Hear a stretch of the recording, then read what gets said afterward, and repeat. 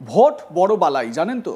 ভোটের সময় বা ভোট কাছে এলে অনেক কিছু চোখে পড়ে, যা হয়তো সারা বছর দেখাই যায় না, তবে ভোটের সময় সেগুলো সব স্পষ্ট হয়ে যায়। ভোটের আগে বড় চমক, ভোটের আগে দরাজ হস্ত মুখ্যমন্ত্রী সভাপতিত্বে মন্ত্রিসভার বৈঠকে সিদ্ধান্ত নেওয়া হয়েছে এবার ক্লাস 12 পাশ করলেই 4,000 টাকা এবং গ্র্যাজুয়েট হলেই 6,000 টাকা করে ভাতা পাবেন। আগে হ্যাঁ, 4,000 6,000।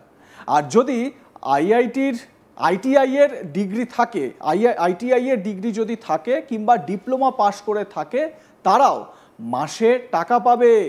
হ্যাঁ, ঠিকই শুনেছেন, মুখ্যমন্ত্রী নয়া যোজনায় এবার রাজ্যের লাখ লাখ পড়ুয়া উপকৃত হবে বলে মনে করা হচ্ছে।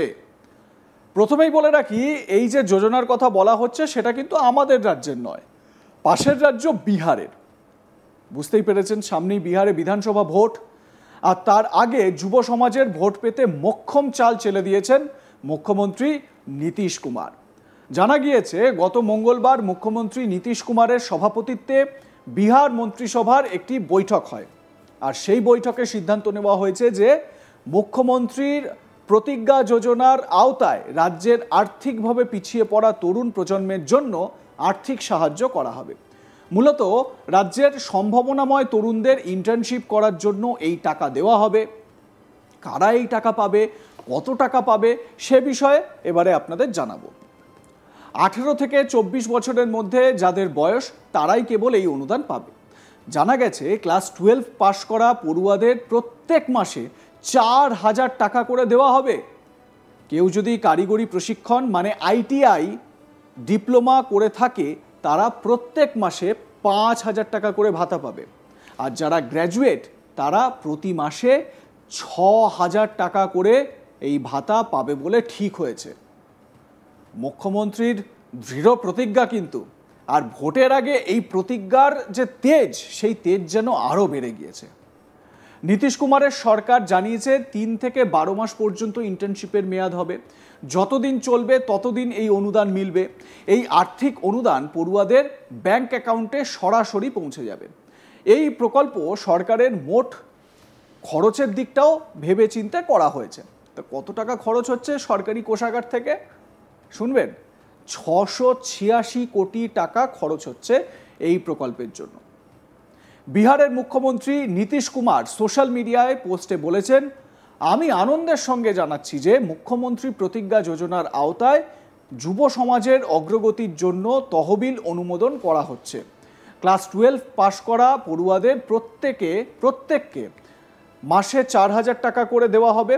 কারিগরি প্রশিক্ষণ মানে আইটিআই ডিপ্লোমা করা ছাত্ররা প্রত্যেক মাসে 5,000 টাকা ভাতা পাবে। যারা গ্র্যাজুয়েট, তারা প্রতি মাসে 6,000 টাকা করে এই অনুদান পাবে। নীতিশ কুমারের পোস্ট একেবারে জলজল করছে সোশ্যাল মিডিয়ায়। তবে এই যোজনা নিয়ে কটাক্ষ করেছেন বিরোধীরা।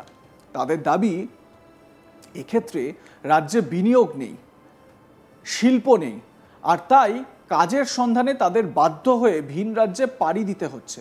সেখানে এই ধরনের যোজনা এনে সরকার নয়া ভোটারদের প্রলোভন দেখিয়ে ভোট আদায়ের চেষ্টা করছে।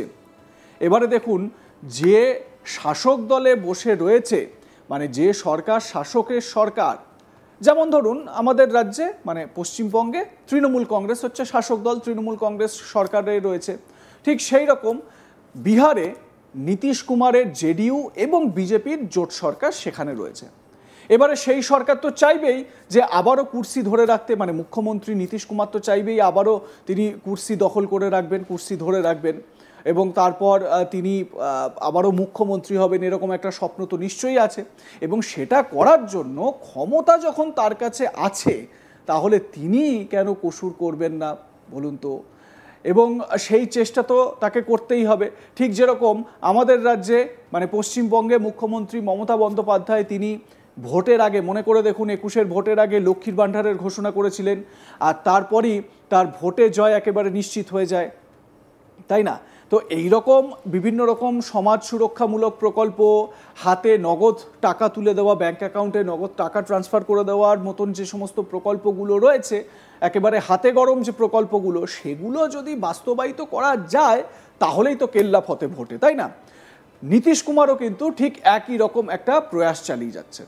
যারা নতুন ভোটার, বিশেষ করে একবার ভাবুন, যারা ক্লাস 12 পাস করছে, মানে 18 বছর হচ্ছে, তারা নতুন ভোট দেবে।